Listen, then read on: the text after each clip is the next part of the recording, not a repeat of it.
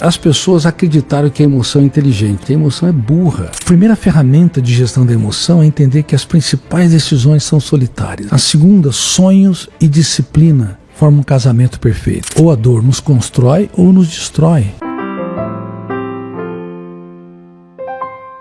Se você de longe observar o comportamento de um ser humano, você pode achar que ele é saudável, uma pessoa tranquila, serena, em alguns casos. Mas de perto, próximo, ninguém é plenamente saudável. Todos nós temos nossos conflitos, mesmo que você não verbaliza, a mente humana mente, ninguém pode contar mais mentiras e colocar o ser humano em mais armadilhas do que sua própria mente. A mente mente, por exemplo, que o ser humano não é belo, não é bonito. A mente mente que um ser humano não é capaz, não consegue se reinventar. A mente mente de que nós não conseguimos ter um caso de amor com a nossa própria saúde mental e viver mais relaxado. As pessoas têm a necessidade neurótica de estar sempre certas. É uma necessidade neurótica grave, ou necessidade neurótica ou ansiosa de corresponder às expectativas dos outros. Necessidade neurótica é uma necessidade descontrolada, uma necessidade intensa, onde você perde a liberdade de ser autor da sua própria história e entrega a sua paz, sua tranquilidade, seu prazer de viver em função dessa necessidade neurótica, por exemplo, em função do que os outros pensam e falam de si, que é uma fobia que virou uma epidemia no mundo, chamada alodoxafobia, que é o medo dos cancelamentos, medo dos haters, medo das opiniões críticas. Mas faz parte do jogo a crítica, faz parte do jogo a frustração. Se um ser humano entrou numa história, por exemplo, de conviver com mensagens, internet, redes sociais, e não entender que a vida é um contrato de risco e que vai haver pessoas que não vão gostar dele, não vão aplaudir, vai haver pessoas que não respeitarão, ele está fora do jogo porque ele não vai ser protetor da sua emoção, gestor da sua mente. Mas a nossa máquina, nosso corpo, a nossa mente, nosso cérebro, talvez não tenha sido projetado para esse tanto de exposição também que nós mesmos criamos, não é? De fato, não estamos. Na verdade, o psiquismo humano, a mente humana, não estava preparada para essa avalanche de informações, de imagens e de pressões. E tem uma coisa, existe um fenômeno no córtex cerebral que está dentro da minha área de pesquisa. Eu escrevi, antes de publicar meu primeiro livro, mais de 3.000 páginas, sobre uma das raras teorias que trata da construção de pensamentos, que é a última fronteira da ciência. O Homo sapiens é um ser pensante, a única espécie que pensa e tem consciência que pensa em meio a mais de 10 milhões de espécies. E pensamos mal, usamos de maneira inadequada a própria construção de pensamentos e frequentemente somos carrascos de nós mesmos, inclusive quando você usa o pensamento para sofrer pelo futuro ou para ruminar perdas, mágoas e frustrações. Bom, nessa teoria também eu estudei o processo de construção do eu, que representa a consciência crítica, a capacidade de escolha, a autonomia. E este eu é mal formado não apenas nas escolas básicas de ensino fundamental e médio, mas nas universidades, inclusive do mundo todo. Quando eu falo construção do eu, o eu como gestor da emoção, nós vamos falar sobre a inteligência emocional. Existe um erro que foi propagado há mais de 3 décadas, quando Daniel Goleman lançou seu livro Inteligência Emocional, em 1995, e com uma onda, as pessoas aderiram a essa tese, e com muito ufanismo, e correto, porque no fundo a emoção ela tem uma implicação muito grande, não apenas na gênese ou na confecção das doenças físicas e psíquicas, mas também a emoção, se não bem gerida, ela pode comprometer a criatividade, a capacidade de você se reinventar e dar respostas brilhantes. Mas o erro que ocorreu foi que as pessoas acreditaram que a emoção é inteligente, e a emoção nunca é inteligente. A emoção é desinteligente, a emoção é burra, ela nunca vai passar de 1 ano de idade.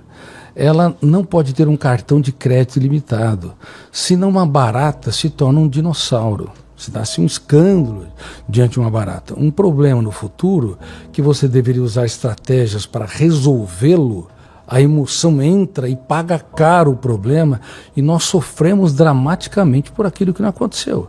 Tem pessoas no mundo todo vivendo uma vida miserável, ainda que morem em palácios, porque querem que a sua emoção seja inteligente, quando na verdade ela é desinteligente, ela é inconsciente, ela não pode ser gerida por si mesma. Por isso uma das obras que eu estou escrevendo é o fim da inteligência emocional e o começo da gestão da emoção. Então quem tem que gerir a emoção? O eu, que representa, reitero, a capacidade de escolha, a consciência crítica, a autonomia. Só que esse eu, ele é muito mal formado, mesmo em universidades como Harvard, Cambridge, Stanford.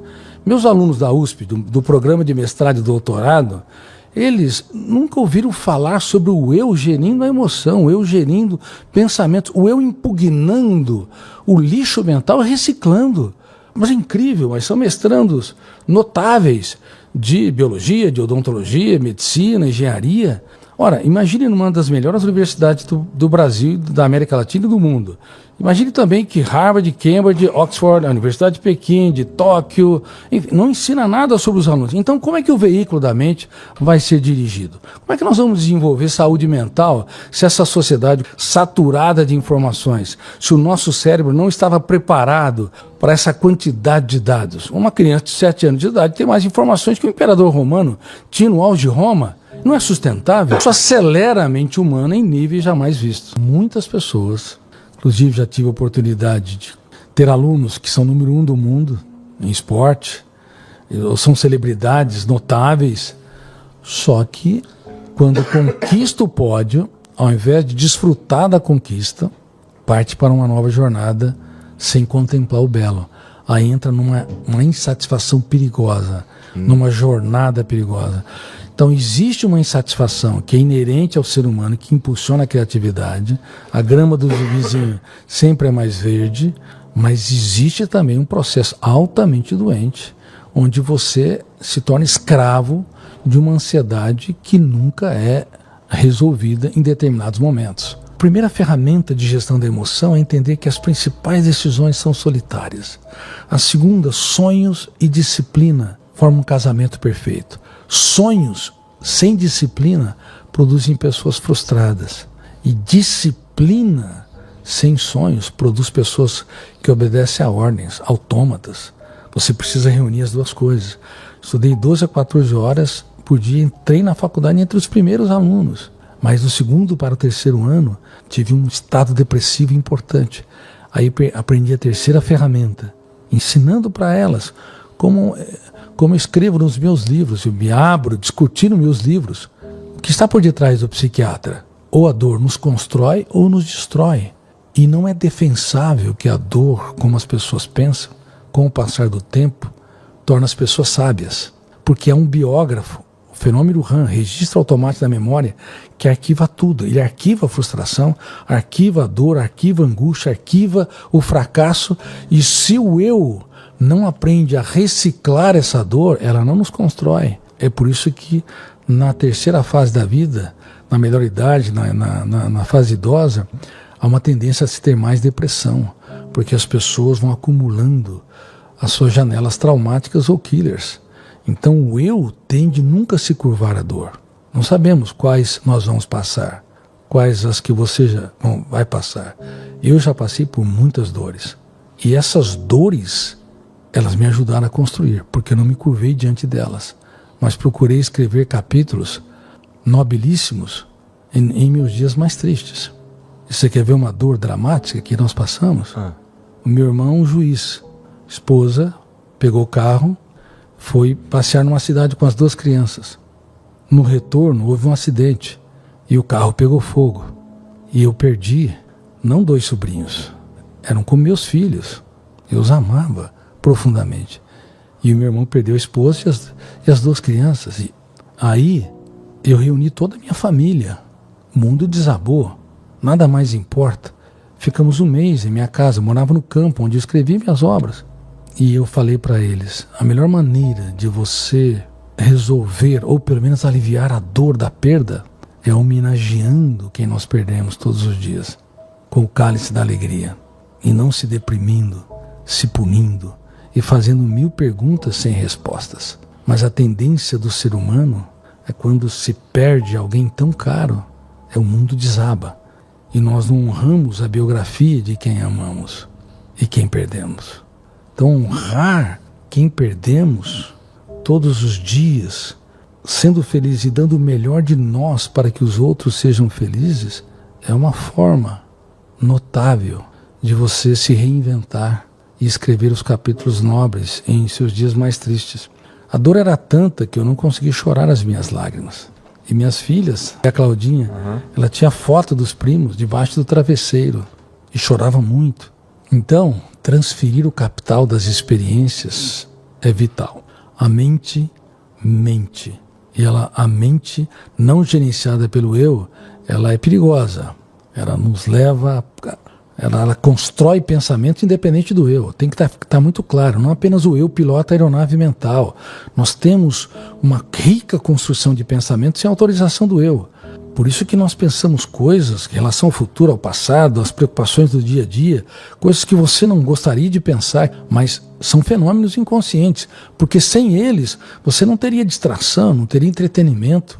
A mente humana, sem essa rica produção cinematográfica desses 4 atores coadjuvantes, desses 4 copilotos, seria um desastre. Nossa espécie teria depressão coletiva. Nós precisamos dessa construção, só que tem de ter um mínimo de gerenciamento. Caso contrário, são tantas preocupações, tantas punições, tantas autocobranças, tantas expectativas em relação ao que você espera dos outros, e tantas fobias que... E o que os outros esperam da gente e também. que os outros esperam da gente também. A emoção é o fenômeno mais democrático do teatro da existência. Ter não é ser, sabido. 10 casas não gera 10 vezes mais conforto do que uma casa.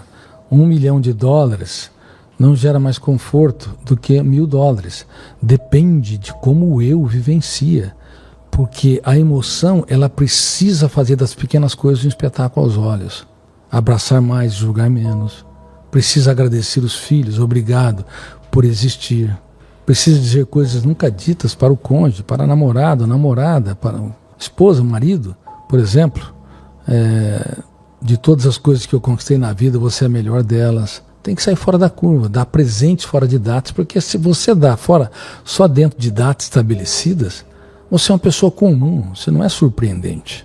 Na verdade, as pessoas são muito comuns. Poucos são surpreendentes, que dizem coisas nunca ditas, encante quem está ao redor. O que você comeu há uma semana? Ixi, faço a menor ideia. E o que você falou há uma semana? Exatamente... Não vou saber. Não vai saber. Mas foi há uma semana. Está tão próximo. Por que você não se lembra? Porque a memória humana não é especializada em lembrar-se. Se ela não é especializada em lembrar-se, somos eternos aprendizes. A memória humana, diferente do que a escola sempre defendeu, escolas e universidades, escola básica e universidades, que exige que os alunos repitam informações nas provas de maneira exata, isso é quase que um crime. Tá, em algumas coisas você pode repetir, mas a memória humana está preparada para a criatividade, para a rebeldia, para novas ideias. Aí eu te peço, vamos recapitular. Crie em cima do que você comeu há uma semana. Fale em cima do podcast que você falou há uma semana. Você provavelmente vai falar inúmeras coisas, não exatamente iguais, indicando que a educação mundial está doente, formando pessoas doentes para uma sociedade doente, indicando que a repetitividade de dados está lesando milhões, dezenas de milhões de pessoas que poderiam libertar sua criatividade, sua capacidade de pensar para ir em lugares nunca antes respirados.